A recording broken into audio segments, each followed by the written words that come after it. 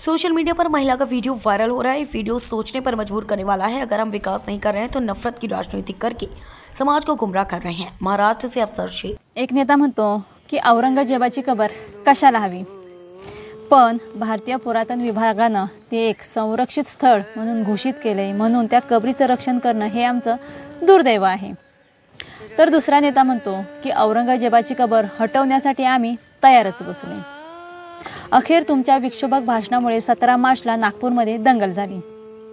भाषण ठोकून तुम्ही बाजूला होताय, दगडफेक झाली, हिंसाचार झाला, जाळपोळ झाली, स्थानिक नागरिकांचे दुकानदारांचे मोठ्या प्रमाणात नुकसान झालं, अग्निशामक दलाचे जवान जखमी झालेत। आग विजत होता तेव्हा दगड लागला, सगळे मारून फेकत आहेत, आम्हाला चाकू तलवारा मारून फेकत आहेत। पोलीस कर्मचारी जखमी झालेत, संचारबंदी लागू झाली, लोकांना अटक झाली, लोकांवरती गुन्हे नोंद झालेत। आता हे गुन्हे विक्षोभक भाषण ठोकणारे नेते स्वतःच्या अंगावर घेणार का?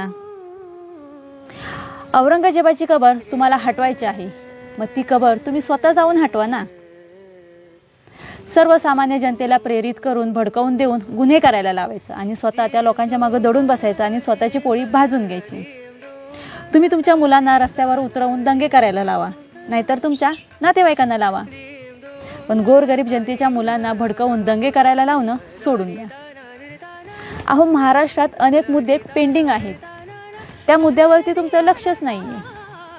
आरक्षणाचा मुद्दा आहे, महिलांच्या सुरक्षतेचा मुद्दा आहे, प्राथमिक शिक्षणाचा मुद्दा आहे, आरोग्याचा मुद्दा आहे।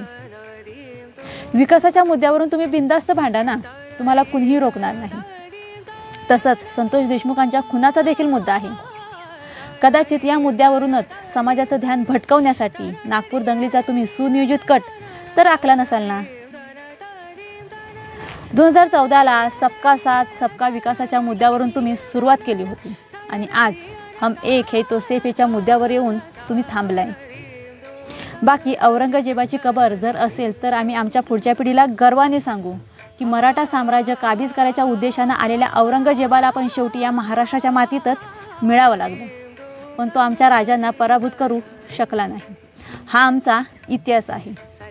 हा इतिहास सांगायचा असेल किंवा सांगायचा झाल्यास महाराजांच्या गड किल्ल्यांचं जतन करणं जितकं गरजेचं आहे, तसंच औरंगजेबाची कबरही असणं गरजेचं आहे।